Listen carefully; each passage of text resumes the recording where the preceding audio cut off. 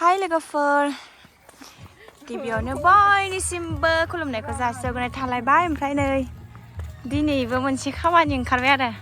हैहाय हाबा दं ओमफ्राय नै देलायहोनो लिंदों जानो खाथियावनो जाहा न'खौ गारबोनानै फैफाबाय आं हाबायाव फैदों देलायहोनो लोगोफोर मोजांथार नुदों दिसुन मोजांथार थांबाय थाग्रोनोसै ओमफ्राय दायो देखायलांबाय थागोन दे नै बिनो लोगोआनो दा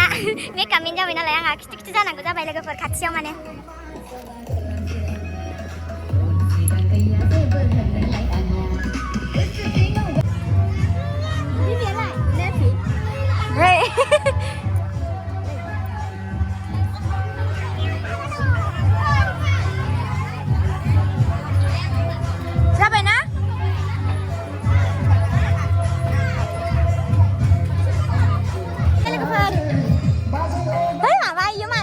सिख्ला देलोंलोङानो देलायग्राया थाबोजोबदोंमोन आरो नै खावसेमोन आरो जानाव लायबावनोसै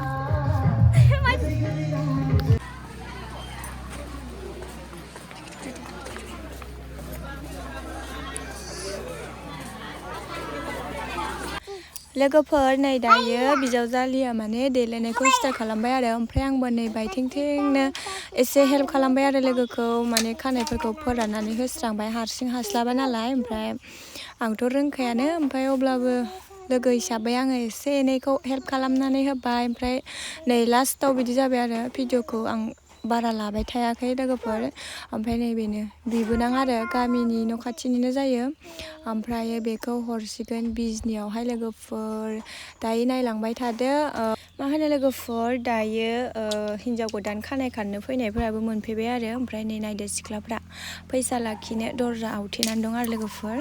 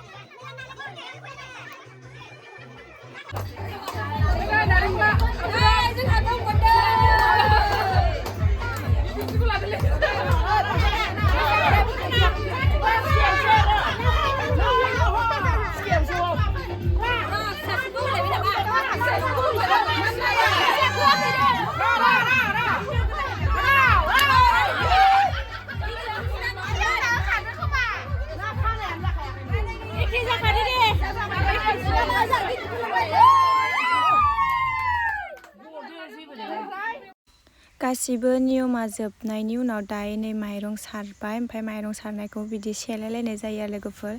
जायनाव बुरजा मोनो बेयावनो माने लोखि थालाङो खोमालै लोगोफोर आंबो बारा मोजां मिथिया ओमफ्राय नै नायदो बिबोनांनो हौवा गोदाना मा हरदों ओमफ्राय नै खोमानियाबो गोरनानियाबो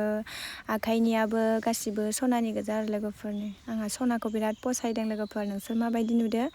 ओमफ्राय नै बिजावजालिया आखाइनि आसानखौबो देखायना होनायखाय देखायना होनाय जाबाय लोगोफोर नै खैना गोदानखौ देलायहोखांनानै दायो 4टा जालायबाय आरो थाब लांगोननो ओमफ्राय जों दासो थांनो ओंखारबाय फुंनि ओंखामखौनो एटायावसो जाना फैखादों नालाय ओमफ्राय दायो मोनाबिलि जालायनोसै 4टायानो जाबाय थांनोसै ओमफ्राय हिन्जाव गोदान लांनायखौबो एसे नायबोनोसै आरो बिदि देलायबाय माबायदि नुदोंथाय मिथिला ओमफ्राय नैखैजा दांले दं आरो जोंहा मिस्ट्रि दंसोगारो फुङावनो संखानानैसो थांबावनांदों लोगोफोर फ्रि नोंथ' आरो दासान्दि ओमफ्राय ना हाबाया ओइ गारि थानायाव आरो थांबाय थानोसै जोङो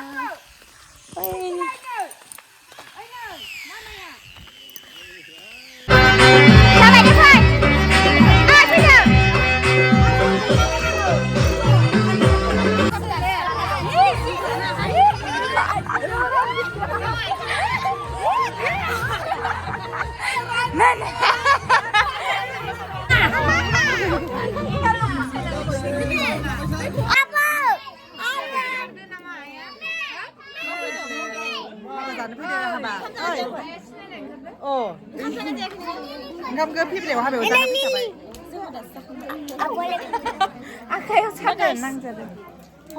हमफ्रा गोलाव जागोन होमबासो गासिबो नुगोन ओमफ्राय लोगोफोर नै लास्टआव बरगोदाननि फैनायफोरखौ माने गावदोनबारिनियाव फैनायफोरखौ माने लानानै जमा थांनो गोनाङाव बेफोरबायदि एसे सावरायलायनाय जाबाय आरो लोगोफोर जोंहा बिहाव बेयो दायो रायज्लायबाय थानाया ओमफ्राय दायो 5ता जानाय लोगो लोगो हिन्जाव गोदानखौ दिहुननाय जाबाय गोजान लामा नालाय ओमफ्राय बिसोरो थाब लांनो नागिरदों ओंखायनो नै लोगोफोर दिनैहायसो नुबाय माने सानावनो लांनाय हिन्जाव गोदान ओमफ्राय बेनोसै लोगोफोर माबायदि मोनदों दिनैनि भिडिअखौ ओमफ्राय नायलांदो नै जोबजासिम आं दोनहैनायालागै देखायना होनोसै लोगोफोर खैना गोदान दिहुनबाय नै सानावनो ओमफ्राय नै बेस्राव नाखाना दोनैनो थांनो लुगैदोंमोन गोजानद्राय गथ' लाखिग्रा गैया बिबोनां आरोना लोगोफोर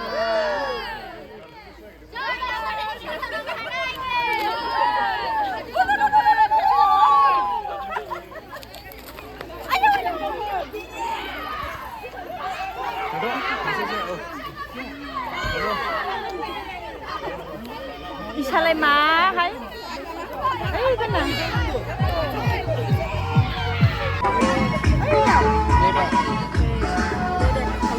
मा गारिबो फैदों माथोबा बाय बाय जये खिसिदों फैफेरासिनो नुबाय आं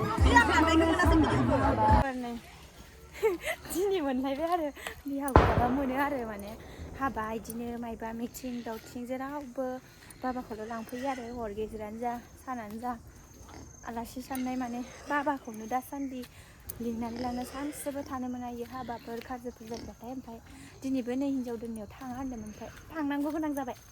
गखाया दे लोगोफोर हिन्जाव लायनाय हिन्जाव दोनहैनाय दायो होलायनोसै आं नै बाबाया होआखै सानदोंहाय मावबा ओंखायनो भिडिअ बानायबाय आं लोगोफोर खोलैजुबना लाबाय नै ओंखायनो हानिखौनो जाहोबाय आं दा हानिखौ जाखांजोबबासो बेयाव होगोन आं नै मालाय मासेया साफा जाबाय बेस्रा उखैदोंमोन खोमा आंबो दासो फैदों हाबानिफ्राय ओमफ्राय लोगोआ दं आरो लोगोखौ दोनहैनांगोन आरो बेसेबा गोजान बारियावसो हाबा लानो नङा ओमफ्राय बै खेनसेयाव